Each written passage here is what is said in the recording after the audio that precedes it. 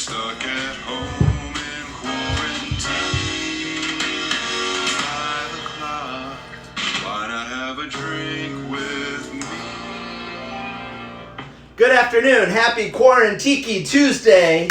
Excited for some tiki action this evening. Hope everyone is doing well. Looks like we've got Tom Kelly in the chat. Hi, Dad. Keith is on board. Good to see you, Keith. Keith is there. Hello, Helen. And Katie McNichol. Hey, Katie. Happy Quarantiki Tuesday. We are going to be making a tiki cocktail this evening, the Jungle Bird, which I'm super excited about. But before we get to that, hope everybody is doing well. Had a pretty good day. I made another ventured out again to the grocery store today. So we've gone 11 days in between grocery store visits, which I feel like is pretty good. We could have gone longer, but it's always weighing the balance of how much we want to go into our stores and stocks. And Helen gets very nervous whenever I threaten to use some of our emergency supplies because, is it bad enough yet to start using the canned chickpeas? So she sends me out and I have to get some new cans of chickpeas to replace the ones that she has there. And the store is okay. It was pretty similar. Went to Wegmans, pretty similar to the last couple of trips I took there. The line to get in was a little bit shorter. I feel like I waited probably 45 minutes to get in the last few times. Today it was it was exactly 32 minutes. I timed it. And one of the interesting things was that the Instacart shopper line was much longer than last time. So the first time I went, which was probably 3 weeks ago, they were just waving in the Instacart shoppers. They didn't have to wait in line. Then when I went 11 days ago, they started a line, but it was like much shorter than the normal shopper line. And now it was just still a little bit shorter, but it was significantly longer than the last time I went there, which is very interesting. Tom Kelly says, how do you go 11 days without buying lemons? I know. Well, I went to Costco and got a huge Costco bag of lemons that, despite the cocktails and the delicious lemon bars that Helen made, lasted us. They're starting to get a little bit soft, but they held up surprisingly well over those 11 days. And fear not, I got more lemons and limes today, which was nice. Our lemon pile hasn't run out. Hasn't run out, Helen, and has been replenished. So we're good on lemons. We're good on limes. The lime. This is the lime too. This is the lime from 11 days ago that I bought at Costco in a big bag, and it's still pretty good. It still has the oil on the. It's not too dried out. So we're gonna be using that in our cocktail today.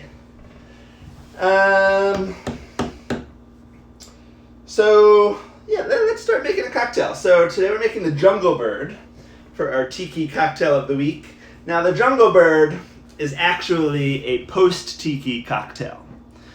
It was invented after the tiki era had waned in the United States, and it was invented in a bar at the Kuala Lumpur Hilton in Malaysia in 1978. And I think that the name of the hotel bar, it's called like the Aviary Bar, but it's just a hotel bar in this hotel in Kuala Lumpur. And so it was created there. It made its way into a cocktail book in the late 1980s called the New American Bartender's Guide, which was really just this like huge tome of like literally thousands of cocktails. And it could easily have just been lost to history at that point.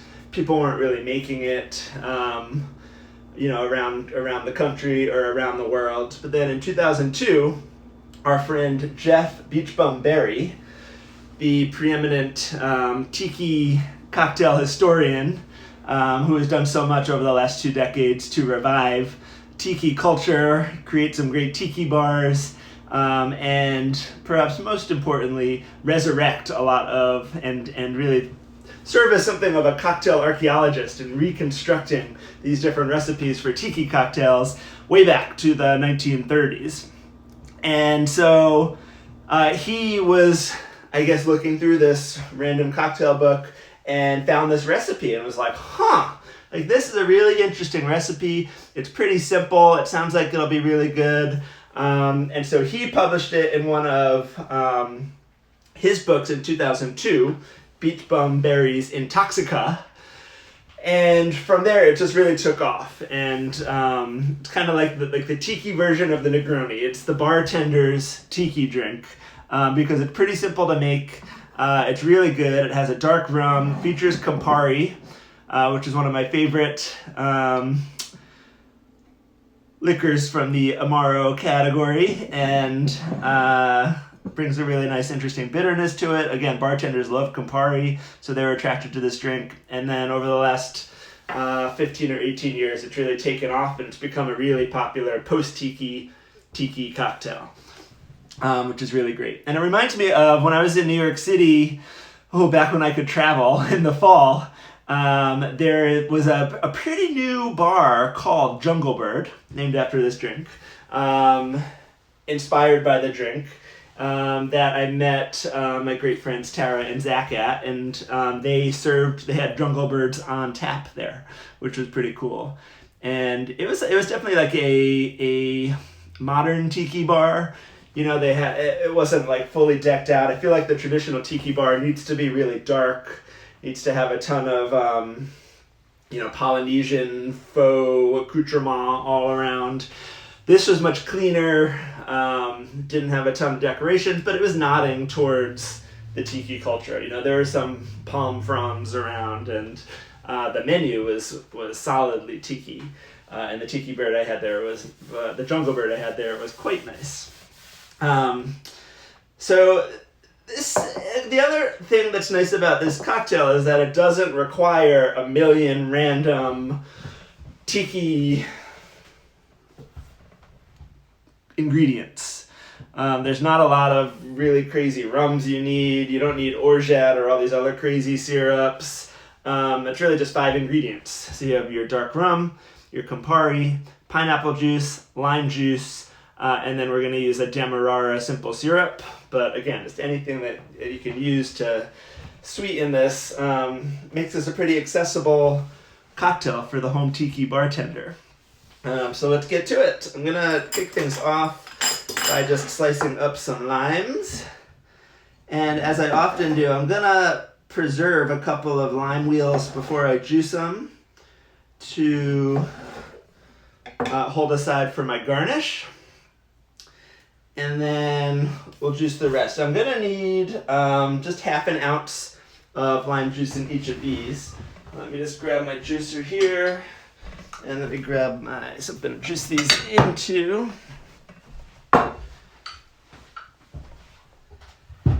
So this is going to have more pineapple juice than lime juice by a factor of 4. So the lime juice just gives it a little citrus kick to balance out the pineapple. But this is a pineapple forward cocktail, certainly. I wonder if I can get away with just 2 limes for this one. Let's see.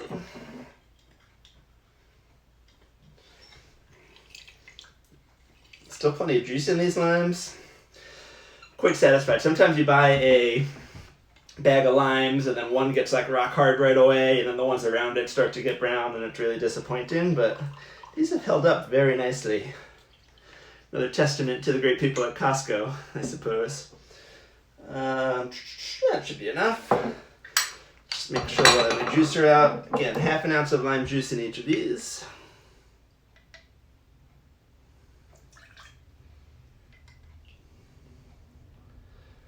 Perfect. All right, so next we're going to take our pineapple juice. Now, extracting the juice from a pineapple is not a easy feat. And so, there are times when canned juices go a long way. And I think generally I always prefer the fresh, like fresh lime juice, fresh lemon juice, fresh orange juice, absolutely essential. But pineapple juice, even if I had a pineapple, I'm not sure how I would even juice a pineapple. What do you even do? what would I do? I'd probably blend and then do some like intense straining process with a nut bag.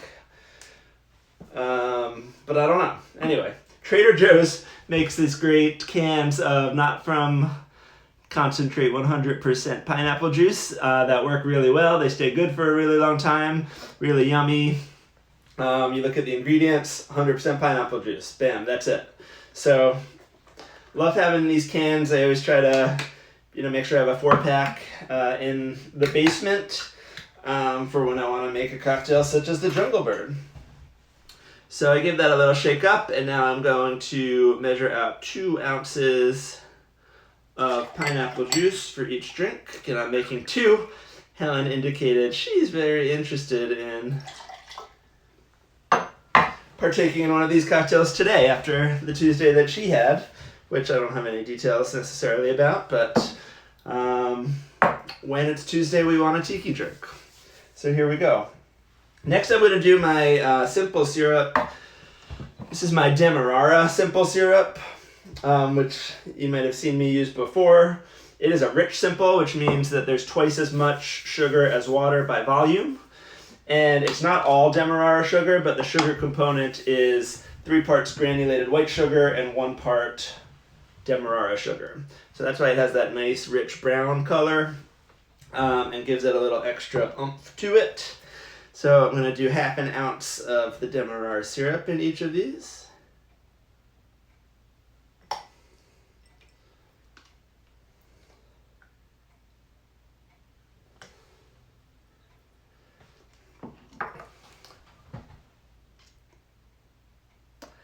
Looking like we've got Peggy Sampson and Aaron in the chat. Hey Mom, hey Aaron.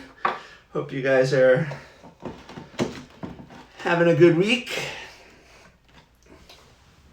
Okay, nice and sweet. All right, next, we have our Campari, one of my favorite ingredients ever. So the other thing that's nice, this is going to bring like a real bitterness to the drink, which is what I really like. I just love Campari. So when you hear tiki drink that has Campari in it, I'm like, yes, give that to me. But also, it's interesting that it works so well with the pineapple juice and the lime juice, but it really does. And like the orange of the Campari really, I feel like it's brightened up and comes out from the citrus that we have in here. So it works both ways, where the Campari, I feel like, enhances the other ingredients, but the other ingredients really bring something interesting out of the Campari. So 3/4 ounce of Campari. Look at that beautiful red color too.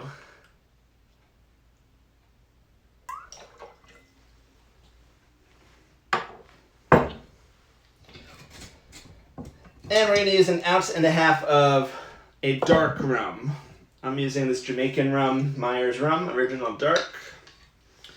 Anything dark that has a little bit of color to it, deep, little more like molasses flavor, is what we're going for here. So let's see, 1.5 ounces.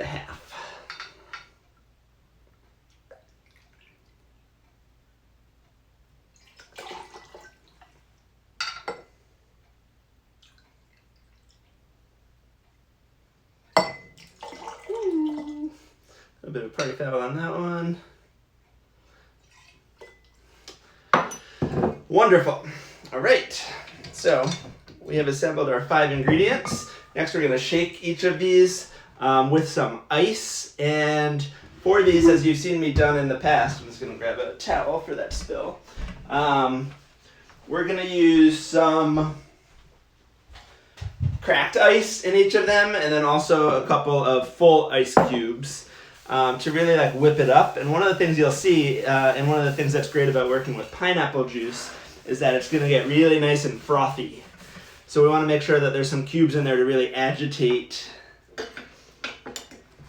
the ingredients to really build up that froth. So I'm going to grab some cubes. Let's say take 4 cubes. And give them a nice little whack.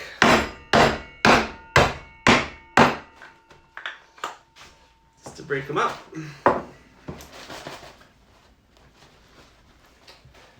Pour them in.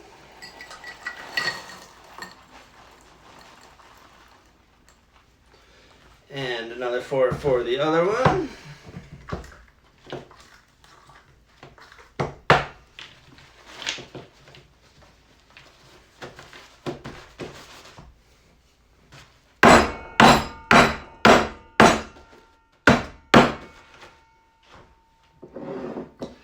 Pour that in.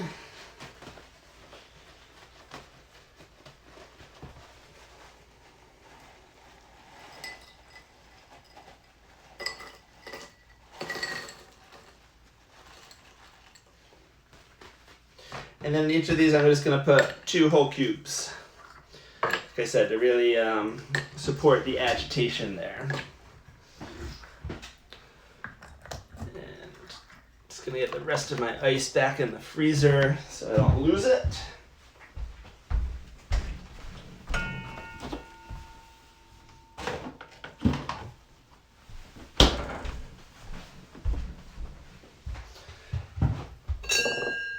Is my favorite time of Corn Tiki Tuesday and yours time to shake.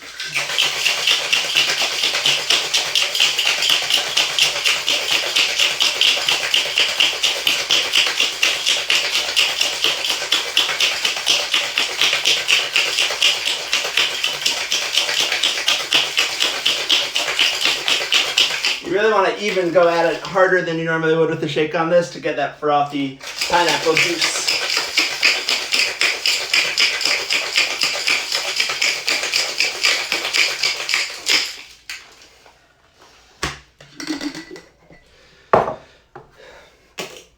Now to show off the froth and the color, the beautiful color of this, I'm just going to use a nice tall clear glass. And I'm going to I want most of the ice to go in. But I want to hold back the cubes for now, just to make sure that I have enough room in my glass for them. Yeah, drop that in. Oh yeah, we're good. Oh, look at that. Beautiful. Stir on a second one.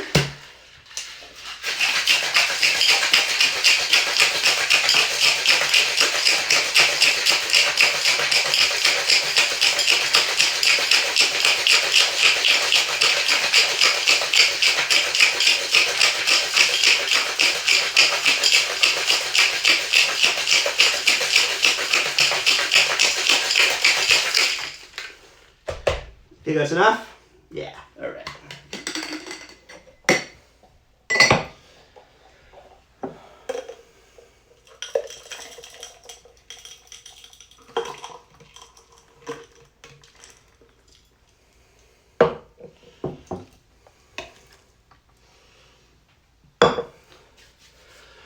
So look at that beautiful frothiness up top. And now we're gonna garnish. So I don't have any pineapple chunks, which would be very traditional with this.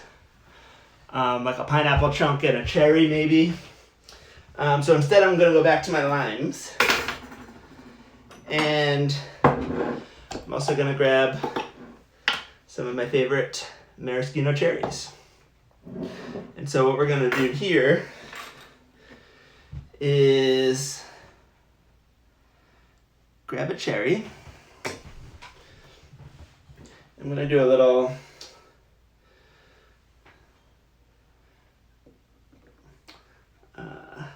folded lime cherry action. Just like that. Put that on top. And the same thing with the other one.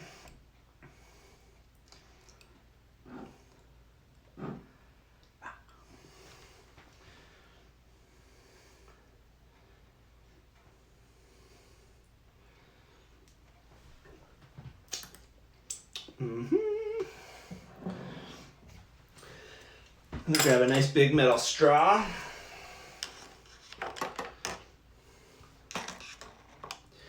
And then for our tiki swag of the day, today we have these swizzle sticks from Frankie's. If you can see that, it spells out Frankie's. It's sort of like a Tiki Man frond at the top there. Frankie's is a tiki bar. It's called Frankie's Tiki Room in Las Vegas. And was lucky enough to be able to go here when I was in Las Vegas with Helen and her family for her sister's wedding a couple of years ago in July. And it was the coolest place. It's like open 24 hours a day, super dark. And the most impressive thing was just how quickly the bartenders could make any of these tiki drinks. So they basically just had everything on speed pours, and they had all these pre-mixed things from all over the place. And man, they're making these like complicated, 6-10 ingredient cocktails in the snap of your finger. It was really cool. But anyway, Helen and I went with her parents actually, and her mom was nice enough to help me steal some of these fun swizzle sticks. So that's our tiki accoutrement of the day. And what do we got? Some activity in the chat. I feel like Harry Belafonte's Shake Senora would be appropriate Corn Tiki Tuesday shake music. +1 to Ben. Love it. Love it, love it, love it.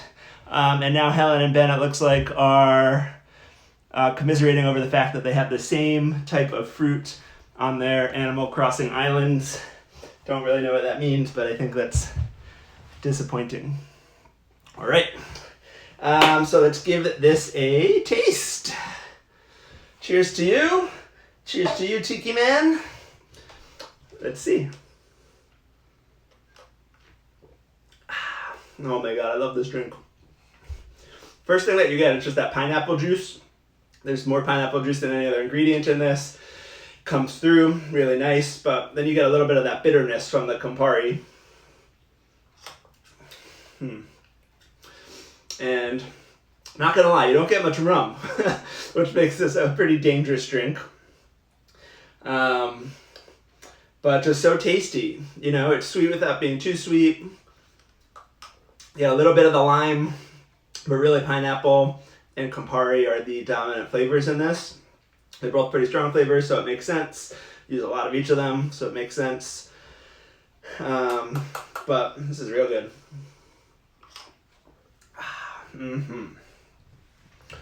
All right. Well, I have one final exciting feature for this evening, which is I saw featured this website, which is a tiki bar name generator. And so we're gonna, for Corn Tiki Tuesday, generate a name of our tiki bar. So let's see what we can get.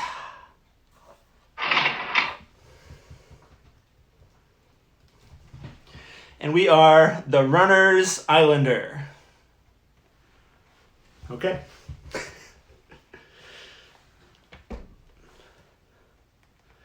So there you go. I do sometimes think about if I were to have a tiki bar, what I would name it. I don't know. Still thinking about that one. But, okay. So, hope everyone is having a good week. Hope that you are celebrating Corn Tiki Tuesday in your own way.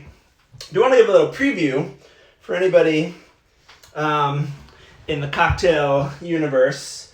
One of the things that I was not able to get at the grocery store today, that I'm going to need to make another trip for later in the week, is mint. Mint. So, mint is a very common, actually, garnish for a lot of tiki drinks. You just, throw a ton of mint at the top and you get this, nice minty flavor. A Mai Tai is actually traditionally garnished with mint. But I actually want the mint for a much more famous, high-profile cocktail in American history. Because on Saturday would have been the Kentucky Derby, which, while it is a very big deal in the sporting world, is also a very big deal in the cocktail world for the iconic Kentucky Derby drink, the mint julep.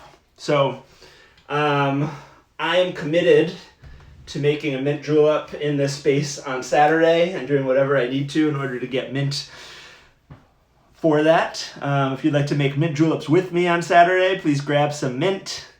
You'll need a bourbon. You'll need some simple syrup. And then a whole lot of ice.